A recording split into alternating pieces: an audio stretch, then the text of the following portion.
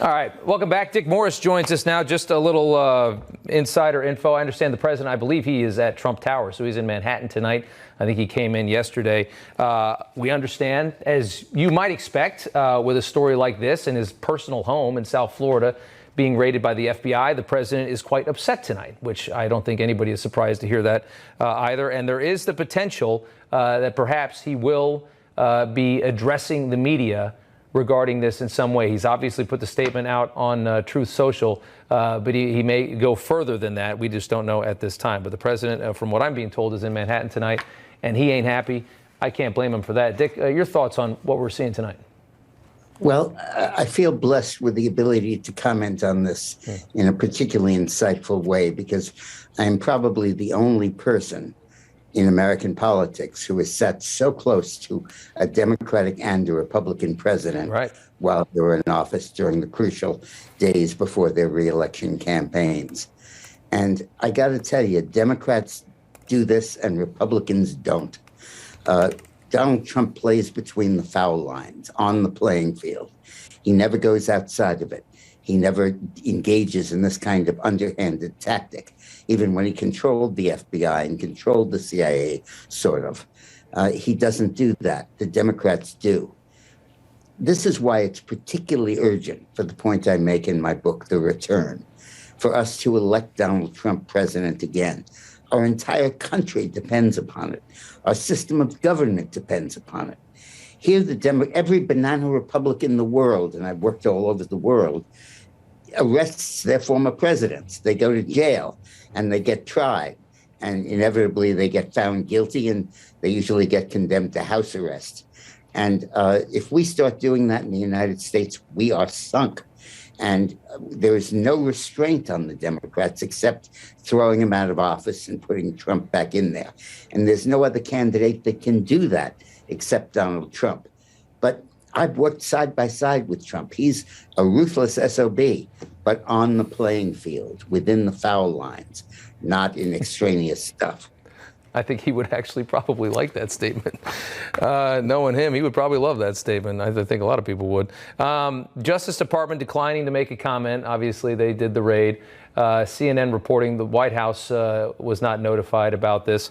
New York Times says that this is related to 15 boxes of materials, and we remember this story, that were taken from the National Archives, taken from the White House back in 2021. I guess the materials that came with him to Mar-a-Lago after he left the White House. It either has to do with the Russia hoax, which the investigator after 2 years has said was a hoax originating in Hillary Clinton's living room, or it has to do with this phony January 6th committee, in which the only sin the president made was to express his personal opinion that the election was rigged and fixed. And for that, they're considering prosecuting him. I think we have to realize that there's no real way Donald Trump is going to go to jail. The appellate courts, even if they find a district judge under a rock who'll rule that way, the appellate courts would never agree to that.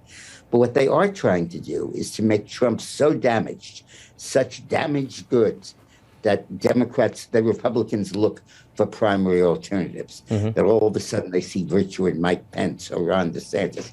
Not that they're fomenting it, not that those people are. They're being used, but they're being used to try to generate a primary fight against Trump, because the Democrats feel that's the only way they can win.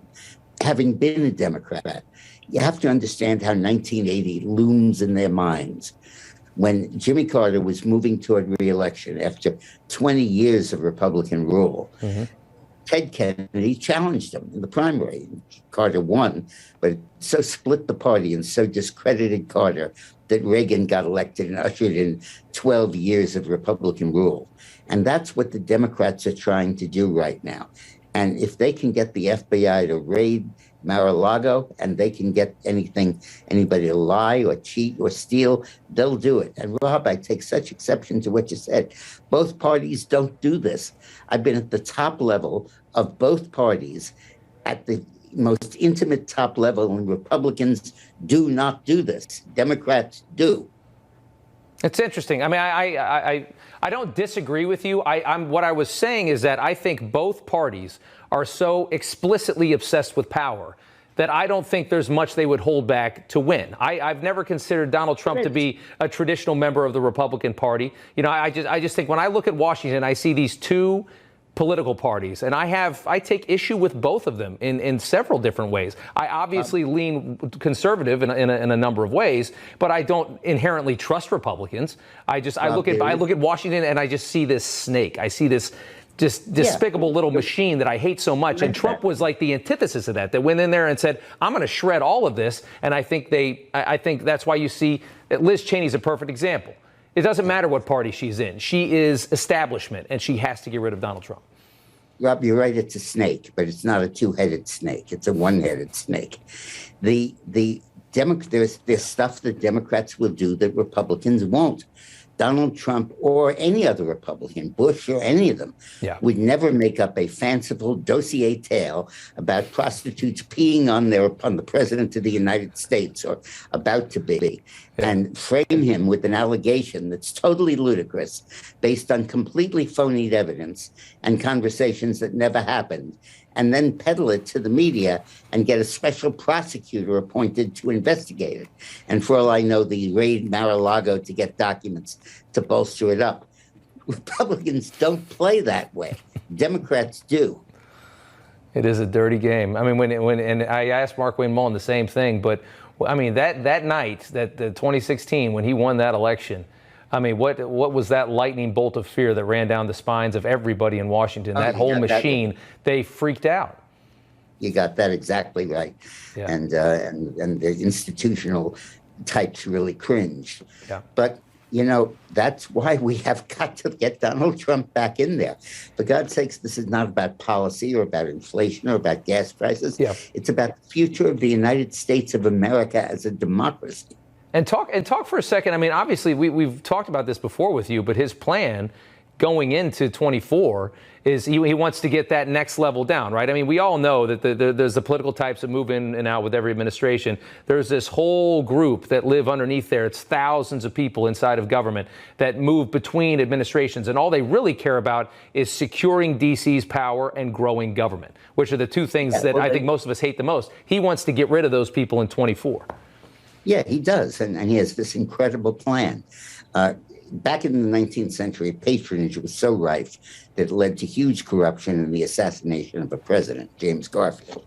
In response, the reformers pushed the civil service system, which took over in 1882. And since then, these positions have been filled by test and by merit. But now these guys stay there for 40 years. And they say the presidents come and go every 4 years, and who gives a damn what they say? I'll do what I want to do. Yep. I'm the environmental expert. I'm the Interior Department expert. I'm the defense expert, and I could care less what some president tells me to do. And what Trump wants to do is to repeal the civil service protections and make them serve at the pleasure of the people through their elected president. It's amazing the change that is. Yeah. He gave the speech last week that proposed this. Fox News never covered it, but it is the most revolutionary proposal by a candidate for president, I think, in recent history. It's amazing. I mean, it sounds fantastic. I mean, if I could slice Washington in half and throw half of it away, doesn't it just sound wonderful? Dick Morris, thank you for joining us tonight. Great insight on all this. We appreciate it.